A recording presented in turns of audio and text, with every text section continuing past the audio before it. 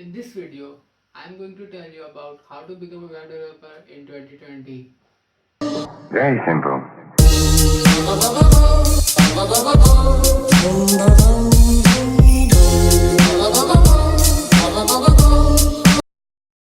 Hello ji, अस्सलाम वालेकुम। मेरा नाम है Sahan Ahmed. Welcome to my YouTube channel. आज की वीडियो में बात करने वाले हैं how to become a web developer in 2020।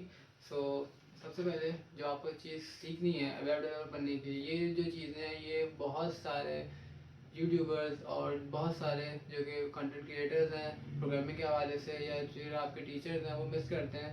तो जो मेरे हिसाब से हैं मैं वो चीज़ें आपको बताना चाहूँगा जो मैंने सीखने से पहले, प्रोग्रामिंग सीखने से पहले जिनके ऊपर मेरा फोकस था। तो मैंने जिस तरीके से स्टार्ट किया था और वो बहुत अच्छा तरीका है स्टार्ट करने का। तो सबसे पहली चीज़ है आपको जो सीखने कीबोर्ड की कीज़ इस वजह से मैं आपको बोल रहा हूँ क्योंकि ज़्यादातर यही होता है कि हमें greater than, less than, semicolon, colon और slashes, backslash, forward slash, इस टाइप की जो चीज़ें होती हैं वो ढूंढने में काफ़ी दिक्कत आती है, काफ़ी मसला होता है। तो ये जो चीज़ें हैं आपको ढूंढनी ना पड़े तो इसलिए सबसे पहले जो मैंने भी काम करा था, मैंने सबसे पहले ये इस चीज़ें देखी थी मैंने, जो मुझे लगता था कि यार कीबोर्ड के अंदर कीज़ ढूंढनी पड़ेगी।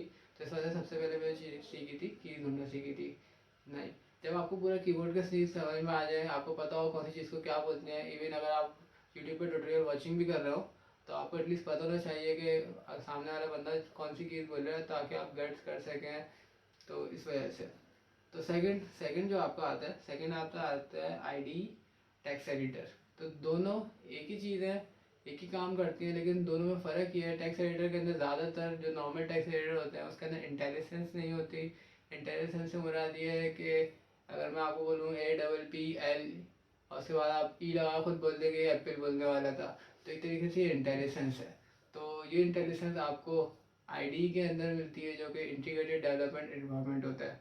तो इसके अंदर आपको ये जो चीज़ें हैं मिल जाती हैं टेक्स्ट एडिटर। नॉर्मली आप अगर चाहे तो नोटपैड को भी यूज़ कर सकते हैं।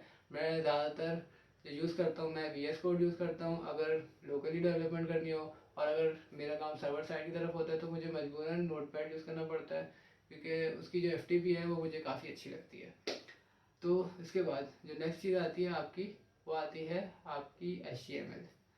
तो मैं अगर आप डेस्कटॉप पे भी जाना चाहते हैं तो मैं आपको यही सजेस्ट करूँगा कि आप सबसे पहले HTML सीखें। HTML जो है बिल्कुल फाउंडेशन लेवल है। इवन जब आप सबसे पहले अपनी एक फ़ाइल बनाते हैं index.html के नाम से, इवन आप नोटपैड खोलें उसके अंदर उसको सेव एज कर लें index.html के नाम से, उसमें कुछ भी लिखेंगे ना और जब उसको आप डबल क्लिक करेंगे तो नॉर्मली हम सबके घरों में अंदर जो चल रहा होता है हमारा ख़ानदानी ब्राउज़र गूगल क्रोम, तो वो ऑन हो जाता है और जो भी आप लिखेंगे वो आपको दिख जाएगा। तो ये बिल्कुल बिल्कुल जो बेसिक स्टेप होता है ना, तो हमारे लिए HTML होता है। तो HTML से आप बिल्कुल उसको डिफाइन लेआउट कर सकते हैं कि जो स्ट्रक्चर बनता है कि सबसे पहले आपका नैव बार आएगा। नैव बार क्या होता है ये भी आपको इंशाल्लाह आगे पता चल जाएगा। आप बिल्कुल बेसिक है, लेकिन अगर आपको थोड़ा बहुत पता है चीज़ों को क्या कहते हैं तो नैव बार, साइड बार, इमेज गैलरी हो गई।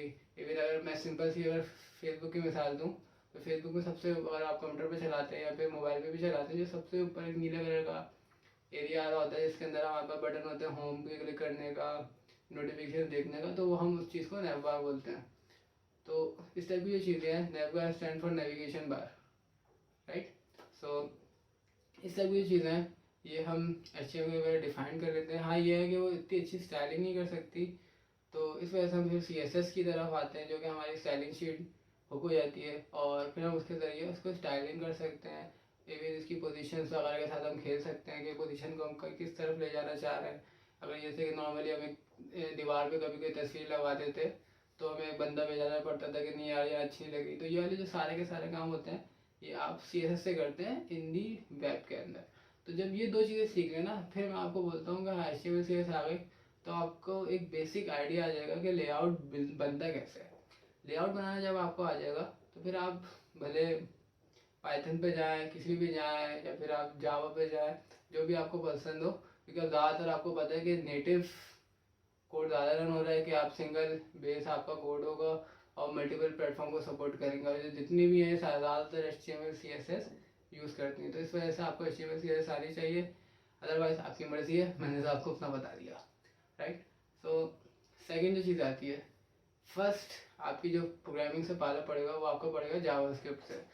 काफ़ी सारे लोग जो होते हैं वो ये करते हैं कि जावास्क्रिप्ट को ना पढ़ाना स्टार्ट कर देते हैं कि वेरिएबल ये है और फंक्शन ये होते हैं, लूप क्या होता है, इस टाइप की चीज़ें, बीटन फंक्शन क्या होते हैं, प्रीडिफाइंड फंक्शन क्या होते हैं, इस टाइप की चीज़ें पढ़ाना शुरू कर देते हैं। और जब हम लोग इस टाइप की वीडियो देख रहे होते हैं ना, तो हम लोग ये सोच रहे होते हैं यार क्या यार ये बस लिखे आ रहा है, इसका इस्तेमाल कर पाऊँ। तो ये जो चीज़ है ना, ये काफ़ी लोग मिस करते हैं कि इस्तेमाल कहाँ करते हैं इन सब चीज़ों को, डायरेक्ट पढ़ाना शुरू कर देते हैं। तो उनका जो इस्तेमाल होता है, उनका इस्तेमाल ऐसा होता है कि नॉर्मली ड्रॉप डाउन होते हैं कि हम क्लिक करते हैं तो ये चीज़ एक्सपैंड होकर आ जाती है। इवन एनिमेशन में भी हम जावास्क्रिप्ट वगैरह यूज़ कर रहे होते हैं। इवन अब तो टेंसरफ्लो जो कंपनी है, टेंसरफ्लो सॉरी लाइब्रेरी है, लाइब्रेरी ने टेंसरफ्लो.js के अंदर काफ़ी सारे हैं वो एल्गोरिथम वगैरह प्रीट्रेन मॉडल मिल जाते हैं। आप उसको अपने ब्राउज़र के अंदर यूज़ कर सकते हैं। तो जावास्क्रिप्ट अभी समझे नंबर 1 पे चल रही है जावास्क्रिप्ट, देन सेकेंड उसके बाद पाइथन आती है। तो जब आप जावास्क्रिप्ट सीख लेंगे, जावास्क्रिप्ट वैसे हमारे पास क्लाइंट साइड स्क्रिप्टिंग लैंग्वेज कहलाती है और ये ब्रेंडन नीच ने बनाई थी और नेटस्केप का प्रोडक्ट था आई थिंक, जितना मुझे याद है सही। तो जावास्क्रिप्ट अगर आपने एक तरीके से सीख ली, क्योंकि ये ऑब्जेक्ट ओरिएंटेड काफ़ी हद तक है, तो मतलब है टोटली मेरे हिसाब से तो है, लेकिन कुछ कुछ लोग मतलब जब पहले मैंने स्टार्ट किया था तो ऑब्जेक्ट ओरिएंटेड मेरी इतनी अच्छी नहीं थी, तो उस वक्त मुझे इतनी खास आती नहीं थी, तो मैं ज़्यादातर फंक्शनल प्रोग्रामिंग करता था।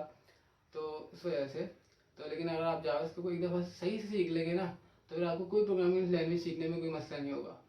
तो जब जावास्क्रिप्ट आपको आ जाती है, तो ये HTML CSS जावास्क्रिप्ट, इससे आप एक अच्छा बेहतरीन किस्म का फ्रंट एंड बना सकते हैं अगर आपके स्किल्स अच्छे हो गए। इवन आपको कोई फ्रेमवर्क यूज़ करने की ज़रूरत नहीं है, ना बूटस्ट्रैप ना jQuery, ये कोई भी यूज़ करने की ज़रूरत नहीं है। लेकिन मार्केट के अंदर क्या चल रहा है, मार्केट के अंदर बूटस्ट्रैप और jQuery समझे ऐसा है पाकिस्तान के मार्केट के अंदर तो कि आनी चाहिए। तो इस वजह से फिर नेक्स्ट स्टेप जब जावास्क्रिप्ट आप सीख लें फिर jQuery की तरफ मूव करना ये इस वजह से बेहतर है कि जावास्क्रिप्ट एक कोड लैंग्वेज है और जावास्क्रिप्ट के ऊपर jQuery बनी है। लोग क्या कहते हैं jQuery पहले सीखते हैं फिर जावास्क्रिप्ट की तरफ जाते हैं और बोलते हैं यार ये क्या सीन है। तो जावास्क्रिप्ट जो लाइब्रेरी है jQuery, हमारी जावास्क्रिप्ट की लाइब्रेरी है, आप उसको यूज़ करें तो आपकी मतलब अगर जब जावास्क्रिप्ट कोर अच्छी होगी तो फिर आप jQuery बहुत ईजी सीख सकते हैं। देन बूटस्ट्रैप आता है। बूटस्ट्रैप क्या है, हमारा HTML और CSS का फ्रेमवर्क है जिसके अंदर प्री डिफाइंड CSS की क्लासेस हैं। CSS की क्लासेस मतलब ऐसे हैं कि क्लासेस अगर आपको अभी CSS नहीं आती तो आप उसको ज़्यादा सोच लें कि इससे कुछ देता हूँ सफर का। तो CSS का सोच लें कि प्री डिफाइंड स्टाइल्स हैं, स्किन्स होती हैं, जैसे कि हम लोग थीम होती है मोबाइल में, थीम यूज़ कर दी, क्लिक कर दिया तो मोबाइल थीम चेंज कर लेती है। तो इस तरीके से वैसे वॉलपेपर है, वॉलपेपर आपने चेंज कर दिया तो इस तरीके से प्री डिफाइंड होती हैं। आपको खाली उसका नाम देना होता है कि ये वाली चीज़ लग जाए तो वो ऑटोमेटिकली खुद ही फिक्स हो जाती है। तो इस टाइप की चीज़ें आपको आती हैं फ्रंट एंड फ्रेमवर्क के अंदर। तो ये आपका हो गया टोटल चीज़ें। तो इस ये चीज़ें आप कवर कर लेंगे तो आप इंशाल्लाह इजीली वेब डेवलपर बन सकते हैं और आपका जो टाइटल बनेगा फ्रंट एंड डेवलपर बन सकता है। और अगर आप यही चीज़ें वर्डप्रेस पे करना सीख जाएं तो फ्रंट एंड डेवलपर के साथ फिर आप वर्डप्रेस फ्रंट एंड डेवलपर भी आ सकते हैं। देन इसके बाद आता है क्योंकि अब जो है ना, जो टेक्नोलॉजी चेंज हुई है तो दो किस्म की चीज़ें निकली है, एक आई है सर्वरलेस, एक आई है सर्वर वाली प्रोग्रामिंग। तो अगर आप सर्वर वाली की तरफ जाना चाहते हैं तो फिर आपको ASP.NET PHP इस टाइप की चीज़ें मिलेंगी। और PHP काफ़ी लोग बोलते हैं कि डाई हो रही है, लेकिन मेरे हिसाब से PHP अच्छा है, लोग उसको छोड़ रहे हैं क्योंकि PHP की जॉबें बढ़ रही हैं और सैलरी भी PHP की बढ़ेगी। कि ज़्यादातर लोग जो है वो अब Node.js की तरफ जा रहे हैं। सर्वरलेस है वो, उसके अंदर आपको अपना खुद सर्वर बनाना होता है, मतलब Express.js वगैरह के अंदर सर्वर वगैरह होता है। वो ज़्यादातर क्लाउड वगैरह से ताल्लुकात उसके साथ हैं, तो वो वहाँ मामला अपने कर रही है। तो PHP है, PHP सीखें। अगर PHP नहीं सीखने आती, कुछ लोगों को ज़्यादा हार्ड हो जाती है, तो अगर आप चाह रहे हैं कि मुझे ज़्यादा मेहनत ना करनी पड़े और इजीली मार्केट के अंदर आऊँ, तो फिर आप बैकएंड के लिए आप Node.js सीखें। तो वही जो जावास्क्रिप्ट में आप सीखनी होगी समझे, फिर वही सारे मामला होंगे, लिखना लिखाना सारा कुछ वैसे ही होगा। कुछ नई चीज़ें आ जाएंगी कि बैकएंड में करने के लिए ये है, तो आपकी एक Node.js आ जाएगी। Node.js जब सीखना स्टार्ट करेंगे, ज़्यादातर थोड़ी सी Node.js आप सीखेंगे, बेसिक फंक्शन सीखेंगे, तो फिर उसका एक फ्रेमवर्क है Express.js के नाम से, आप वो यूज़ करना शुरू कर देंगे और उसके ऊपर APIs बनाएंगे और फ्रंट एंड से आप उसको यूज़ करना शुरू कर देंगे। API एप्लीकेशन प्रोग्रामिंग इंटरफेस, दो भी एप्लीकेशन हैं वो अपना डाटा शेयर करने के लिए बीच के अंदर एक एक समझे एक पॉइंट बना देती है, एक दरवाज़ा बना देती है। कि वहाँ से आप अपना डाटा ले सकें ऑथराइजेशन के साथ, जिसमें हम जेसन वेब टोकन वगैरह लगाते हैं। तो ये हो गई आपकी बैकएंड डेवलपमेंट। तो ये चीज़ें भी अगर आप सीखना अच्छी तरीके से तो आप इजीली जॉब हासिल कर सकते हैं। फिर इनमें आती है गरीबी। अब फ्रंट एंड डेवलपर आप बन गए थे, अगर आपको रिएक्ट आ गई, रिएक्ट जीएस जो है एक जावास्क्रिप्ट फ्रेमवर्क है जो कि फेसबुक ने बनाया था, तो ये एक अच्छा मार्केट में है मेरे हिसाब से। रिएक्ट मुझे भी पर्सनली रिएक्ट पसंद है। एंगुलर मुझे कोई खास नहीं लगती क्योंकि उसके अंदर हमें यूज़ ज़्यादातर, वैसे आप कर सकते हैं जावास्क्रिप्ट, लेकिन नॉर्मली जो बाय डिफॉल्ट सेट होती है वो टाइप स्क्रिप्ट के ऊपर सेट होती है। और फिर टाइप स्क्रिप्ट ऐसा है, समझे, फुल स्ट्रिक्टनेस होगी आपके ऊपर हर चीज़ को, मतलब आपको रिटर्न टाइप भी लिखनी पड़ेगी फंक्शन के अंदर के, फंक्शन रिटर्न क्या किस चीज़ की डेटा टाइप रिटर्न करेगा, तो इस टाइप की चीज़ें आपको टाइप स्क्रिप्ट के अंदर झेलनी पड़ेंगी। तो इस वजह से, और जो एंगुलर आती है, एंगुलर हमारी टाइप स्क्रिप्ट को नॉर्मल यूज़ करती है, लेकिन आप उसको जावास्क्रिप्ट पे भी यूज़ कर सकते हैं। और एंगुलर हमारा गूगल का प्रोडक्ट है, आप देख लें आपको फेसबुक पसंद है या गूगल पसंद है, मेरे नज़र में दोनों कंपनी अच्छी हैं। और माइक्रोसॉफ्ट का कोई खास अभी फ्रेमवर्क है नहीं इसके ऊपर, तो इस वजह से तो अभी जो कॉम्पिटिशन में चल रहा है ये, इसके अलावा यूजीएस भी है, जो कि ये तीनों चीज़ों में से अगर आपको कोई भी एक अच्छी चीज़ आ गई तो समझा आपके 10 से 20 हज़ार रुपये फिर से बढ़ गए सैलरी के अंदर। तो इस टाइप की चीज़ें हैं। तो ये जो चीज़ें हैं बेसिक्स अगर आप कवर कर लेंगे तो आप फ्रंट एंड डेवलपर बन जाएंगे, और जिसमें बैक एंड आपका सर्वरलेस होगा, और जिसके अंदर सर्वरलेस के अंदर फिर डेटाबेसेस भी आते हैं कि आप NoSQL यूज़ करना चाह रहे हैं जिसका कोई स्ट्रक्चर ही नहीं है, वो फाइलों की तरह पड़ा हुआ है, और स्ट्रक्चर यूज़ करना चाह रहे हैं इसके अंदर टेबल्स वगैरह हैं। तो इस टाइप की जो चीज़ें हैं वो आपको यूज़ करने के लिए वो आपके डेटाबेसेस आ जाते हैं। तो काफ़ी सारी चीज़ें हैं ये, मतलब मैं छोटी सी इस वीडियो के अंदर कवर तो कर नहीं सकता, लेकिन अगर आपको वीडियोस पसंद आए तो आप मुझे बताएगा ताकि मैं इसको आगे कंटिन्यू करूँ।